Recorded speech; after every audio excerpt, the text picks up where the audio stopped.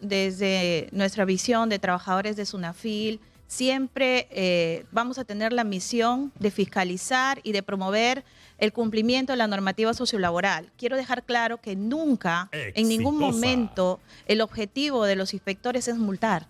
Es más, a nosotros nos conviene que cumplan los... Matos Guzmán, ella es secretaria general del Sindicato Único de Inspectores y Trabajadores de SUNAFIL. Bienvenida, gracias por estar acá.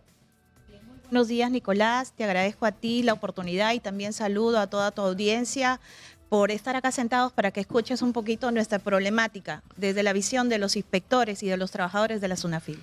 La SUNAFIL es la Superintendencia Nacional de Fiscalización Laboral, ¿no es cierto?, que tiene la tarea de velar porque los derechos laborales sean respetados por los empleadores en el ámbito privado, ¿no es cierto? Ustedes no tienen capacidad de actuar en el sector público. No, no lo tenemos porque esa facultad la tiene Servir. Nosotros somos para el régimen de la actividad privada 728, incluidos los trabajadores que también hay en el Estado, pero bajo ese régimen 728. Estamos hablando, por ejemplo, de los obreros municipales que tienen ese régimen también.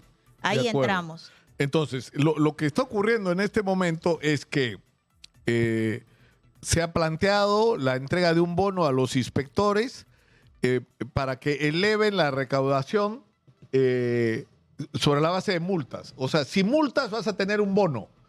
El problema es que ese no debería ser el criterio, ¿no? Digamos. Nosotros, desde nuestra visión de trabajadores de SUNAFIL, siempre vamos a tener la misión de fiscalizar y de promover el cumplimiento de la normativa sociolaboral. Quiero dejar claro que nunca, en ningún momento, el objetivo de los inspectores es multar.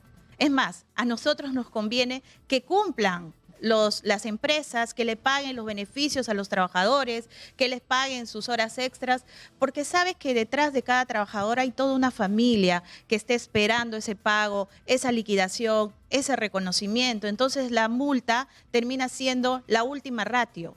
Para nosotros el enfoque del proyecto de ley 9744 no es el correcto. ¿Por qué?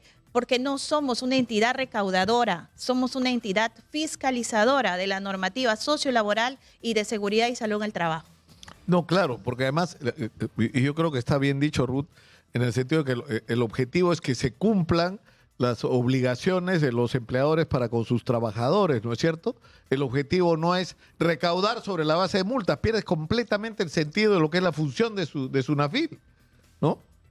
Esta última semana justamente hemos estado en el centro de la noticia por un proyecto de ley que no ha partido de nosotros como trabajadores, por lo menos no de mi organización sindical, pero que tampoco quiero desmerecer a que los inspectores necesitan ser atendidos en sus demandas, que los trabajadores CAS de SUNAFIL necesitan ser atendidos. Quiero dejar eso claro. Nosotros tenemos hasta 2 proyectos de ley en el Congreso de la República para nosotros actualizar la escala salarial de los trabajadores de SUNAFIL que tienen 11 años con el mismo sueldo y a diferencia de otros trabajadores del Estado, los inspectores no nos podemos dedicar a ninguna otra cosa. Solo te dedicas a la inspección y o a la docencia universitaria. No podemos tener empresa, no podemos litigar, no podemos representar a nada, absolutamente. Ahora, ¿cuántos inspectores tiene SUNAFIL? 856 para todo el país. Para todo el Perú. Y de estos 856, ¿cuántos son CAS de este sistema? No, todos los inspectores son 728. Donde hay la discriminación dentro de SUNAFIL es con nuestros trabajadores administrativos. Ellos forman parte de este sistema. De nada serviría que nosotros los inspectores salgamos a hacer la inspección si no tenemos ese soporte administrativo que va a hacer que las actas y los informes sigan su recorrido para que se dé el procedimiento sancionador. Entonces ahí también, además de exigir la escala para los inspectores, nosotros exigimos que se elimine la discriminación que existe hoy en día. Los CAS? Los CAS aproximadamente, hoy en día también son aproximadamente 900 trabajadores. Pero eso es lo que a mí, una cosa que no entiendo, ¿no? Es decir, por ejemplo, si tú tuvieras, si SUNAFIL tuviera la potestad de actuar sobre el sector público, el CAS sería un sistema inaceptable. O sea, sancionadas todas las entidades públicas por permitir un régimen laboral de derechos disminuidos, ¿no? Así es, a pesar de que el Tribunal Constitucional también lo considera un régimen laboral, en la práctica lo que se denota es una discriminación de beneficios, es una discriminación de derechos. Y recordemos que los derechos laborales son parte de los derechos humanos y una característica de los derechos humanos es que son progresivos. Entonces jamás podrían venir derechos a menos y eso es lo que pasa con los trabajadores CAS.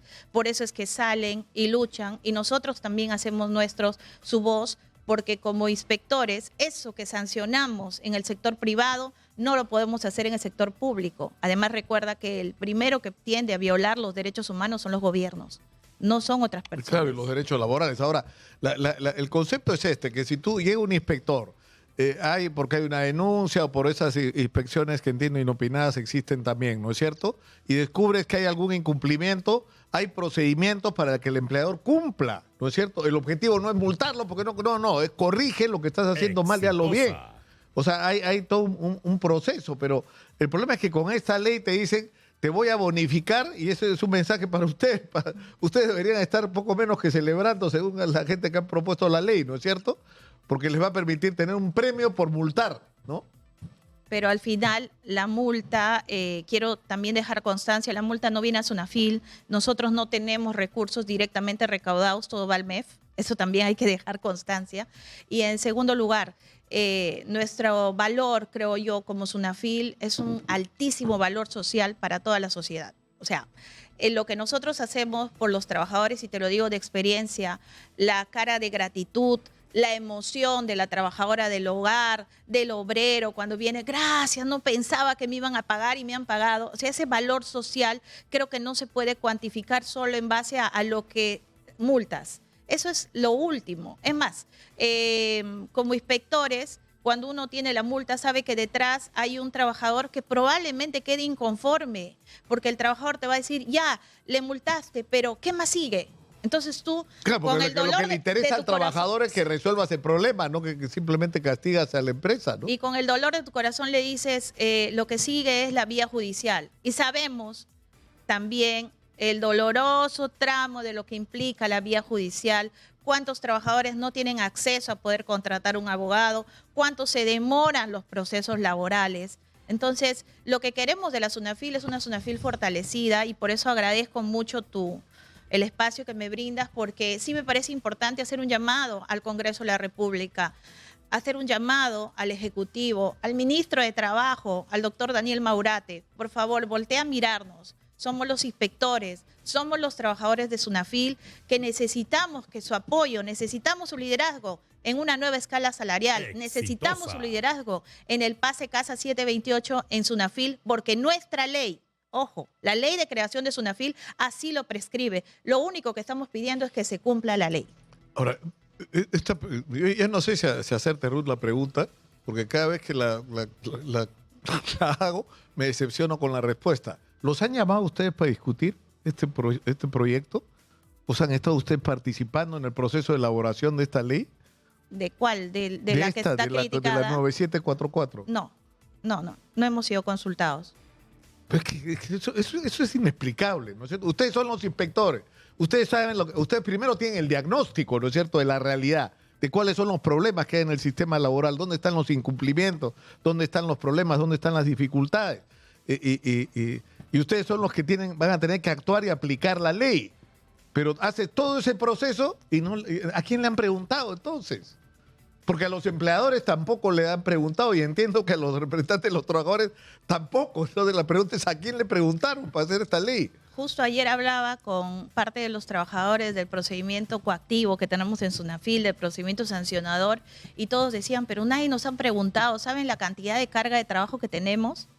¿Saben cuántos expedientes estamos atrasados? Justamente porque Sunafil está atendiendo más, queremos atender con más calidad, pero así como necesitas más inspectores, si no lo dotas del personal administrativo que va a dar soporte a la carga que tú generes inspectiva, también se sigue acumulando, ¿no? Y eso es otra de las urgencias que necesitamos que Sunafil sea vista con miradas de crecimiento. Además, recordemos que el Perú está postulando para entrar a la OCDE, ser una de las economías más grandes, ¿no? Tener mayores oportunidades en el comercio internacional, y eso pasa por fortalecer todos sus organismos fiscalizadores y ahí entra SUNAFIL. En la OCDE tenemos países donde el estatus, el cumplimiento de derechos fundamentales es principal. Y si la SUNAFIL no puede garantizar eso en el Perú, está complicado que el Perú pueda incursionarse. Claro, porque eso es lo que no se habla, ¿no? O sea, queremos ser un país del primer mundo, bueno, tenemos que ser, no solo tenemos que tener índice de productividad, de lo que se habla mucho, necesitamos, es decir, ser una economía eficiente, actuar con responsabilidad social, que es algo que es un requisito, cumplir derechos laborales, respetar el medio ambiente, ser inclusivo. Y la formalización, o sea, Nicolás. Y la formalización, nosotros somos ese brazo derecho para formalizar en este Perú, donde tenemos más del 78% de informales. Algo está pasando. No nos estamos dando abasto, no estamos llegando. No queremos llegar con una mirada sancionadora, queremos llegar con una mirada, oye, ¿sabes qué? Involúcralo, inclúyelo en tu planilla. Ese trabajador tiene derechos. Entonces hay que hacer, disculpa el término, como una catequesis también. Eso es lo que hacemos a través de la prevención. Nos vamos y les explicamos los beneficios que te trae de tener a un trabajador en la planilla. A veces las empresas, los empleadores, nuestros emprendedores sienten que es una carga muy grande, pero a la larga les favorece inclusive al momento de declarar el impuesto a la renta, etcétera, ¿no? Estamos apostando por esa formalización porque cuando formalizamos, esta empresita también empieza a tributar. Entonces es toda una cadena que hace muy necesario el fortalecimiento de la SUNAFIL. Ahora, hay un reto con el tema de la formalización que tiene que ver con la necesidad de legislaciones diferenciadas. Es decir, cuando hablas casi de cualquier sector, no es lo mismo una gran empresa minera que una pequeña empresa minera. No la puedes tratar igual, ni desde el punto de vista tributario, ni desde el punto o sea, y eso también es una falla, ¿no es cierto? Hay poco realismo en el proceso de formalización, ¿no? Pero, Nicolás, ya que estamos hablando de diferencia de empresas, tenemos regímenes diferenciados. O sea, las microempresas pueden tener a sus trabajadores en planilla y el gasto que se le da sobre un trabajador, el único beneficio que tiene un trabajador de la microempresa son 15 días de vacaciones al año. No tiene gratificaciones, no tiene CTS. Entonces, si me preguntas a mí, ¿ese será un tema por el cual no quieren poner a planilla? Te estoy demostrando. Y este régimen de las MIPES está durante ya más de 20 o 30 años y no vemos el resultado, ¿no? O sea, quizás es bueno mirar también hacia el otro lado, quizás desde el punto de vista tributario, no solo de lo que aporta el tema de los derechos, sino también desde el punto de vista tributario, darle otra mirada, otro enfoque que le haga ver al emprendedor, porque te hablo de micros empresas, o sea, no llegan ni a 10 trabajadores y son los que mueven la economía. Una persona amiga decía que, él lo plantea de una manera bien radical, en general, le decía que el único impuesto que había que pagar era el impuesto general a las ventas y que todo el resto del dinero debería ir a los ingresos de las personas y de los trabajadores, porque cuanto más ingresos, más ibas a consumir y eso iba a mover la economía y que había que mirar de otra manera el concepto de la tributación. Y, por ejemplo, eso, por lo menos en el caso de la pequeña empresa, tiene sentido. O sea, tú le puedes dar a las pequeñas empresas impuestos reducidos al mínimo a cambio de que le den beneficios laborales a sus trabajadores, ¿no es cierto? Al final va a ser el mismo dinero, solo que va a estar en manos del trabajador, que va a estar mejor pagado, va a mejorar su calidad de vida y va a tributar también, porque con todo lo que compra está tributando, ¿no? El mayor y más importante activo de las empresas son el talento humano. Entonces, si no apostamos por tener políticas salariales justas, si no apostamos por tener un trabajador debidamente motivado, probablemente la empresa demore más en su proceso de surgir, en su proceso de generar más productividad, que es lo que se pide hoy en día. Entonces, sí, la mirada debería de ser más integral. Yo veo a veces como la prensa, entiendo también cuando las empresas chiquitas dicen nos sentimos asfixiados, claro. y se les entiende, pero eso tenemos que mirarle en un sentido completo porque no podemos seguir quitándole derechos laborales, porque al final eso es el régimen MIPE, ¿no? O sea, ya ponle planilla, mira, no le vas a pagar CTS, no le vas a pagar gratis y de 30 días solo le das 15 días. ¿A quién le has quitado? Al trabajador. Claro, pero el tema es que fíjate, tenemos que terminar, Ruth, por ahora, lamentablemente, pero yo creo que esto que estamos hablando, esto es lo que hay que discutir. Esa es la discusión que hay que dar. O sea, no esta locura que viene el bono para los que multan. ¿Qué has resuelto? No has resuelto absolutamente nada. Es decir, porque no te estás enfocando en un diagnóstico adecuado de lo que está pasando en el mundo laboral real, en el mundo de la empresa y sobre todo de la pequeña empresa, de las que están en proceso de formalización o las que quieren formalizar. Hay que hacerles el camino fácil, o sea, no solamente por lo que tú dices, Ruth. Es decir, tú le puedes dar un trato tributariamente preferencial a cambio del cumplimiento de derechos laborales y eso al final es el mismo dinero, solo que puesto en las manos correctas, ¿no? Pero es decir, hay otros mecanismos, por ejemplo, el acceso al crédito, las pequeñas empresas, cuanto más chiquita eres, más caro es el crédito y eso también hay que cambiarlo. Tiene que haber una política de promoción de un crédito barato para el pequeño empresario, ¿no? Y de eso no hablamos. De eso no se habla. Generalmente se habla solo de pequeños números y a veces los números son fríos. Y al momento de tomar una política pública no se ve de manera integral el problema. Coincido contigo, Nicolás, esto tiene para mucho. Te agradezco mucho la oportunidad de poder compartir con todos y nuevamente traer la voz de los inspectores y trabajadores de la SUNAFIL. Nosotros necesitamos, exigimos escala salarial, nosotros exigimos igualdad en SUNAFIL, no más CAS en SUNAFIL. Todos debemos ser 728. Muchas gracias. Muchas gracias, buenos días. Por estar